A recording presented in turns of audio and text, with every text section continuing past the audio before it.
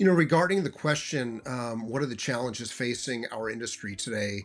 I mean, we could talk for hours, if not days, on the challenges facing the fire service. I mean, I've been in the fire service for almost 35 years, and a lot of the challenges are the same, but there's also new challenges. I think one of the biggest challenges that we've always had that I passionately speak about and talk about is leadership. And leadership works both ways. Leadership from the command staff level, from the top, the fire chief, the executive staff downward, but also at the company officer level, the firehouse level, the battalion chief level.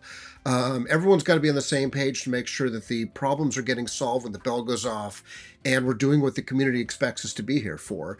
So probably leadership is one of the biggest challenges. And with leadership goes followership. I mean, we have to have leadership, but we also have to have followership, meaning people need to recognize their part in the process to make sure that they get their job done according to the mission, according to the community expectations, and according to basically the department expectations.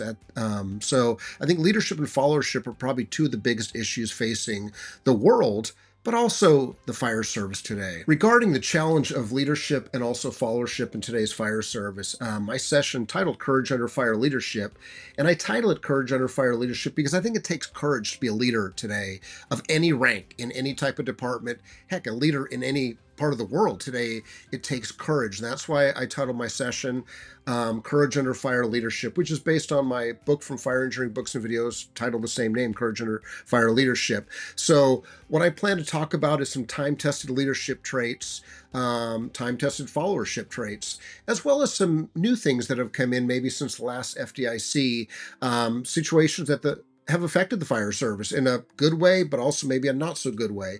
So I plan to talk about some current events. I mean, we obviously don't have a lot of time, in an hour and 45 minutes, give or take, for a classroom session, but I'll do my best to share a lot of what I think are good time-tested leadership traits that any rank can use.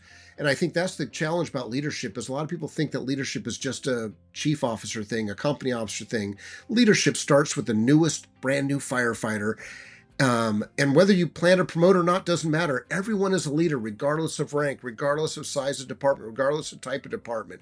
So my tips, my suggestions are there to pretty much benefit anybody. And it's not just on-duty stuff. A lot of the stuff can be used off-duty in your personal life as well, too. So my session plans to address, not every challenge, but a lot of the challenges that I think we're all facing with some hopefully some tips and ideas that maybe you can leave the class with that'll hopefully make you a better person, a better leader, and just someone better. That's hopefully all something that we all hopefully strive for is to make ourselves better, especially when we go to something like FDIC every year. I mean, I get so pumped to go to FDIC and also pumped when I leave there with all the things that the knowledge I've gained, the people I've met, the friends and mentors I've had a chance to reconnect with. So great time, hopefully, will be had by all. When I get asked the question, what if I don't attend your class? What things will I be missing?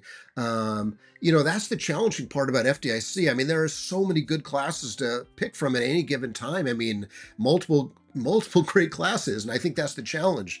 But for my class, when someone asks me that question, it's, just simply put, hopefully I can provide enough passion and enthusiasm from my own experiences that'll hopefully leave you energized with some things, some tips, some suggestions. I mean, you're not going to leave with a million things from any class that you attend, but if I can at least have you leave with maybe 3 key points, 3 things that maybe you weren't aware of, or maybe just you were aware of but needed to be refreshed upon in a current context, and something that's relevant to your position given this point in time in your career, your life, whatever.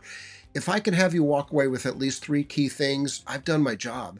And again, leaving FDIC with all the knowledge that you're going to gain, I would hope that, again, I'm going to offer some things that you will hopefully appreciate being reminded about.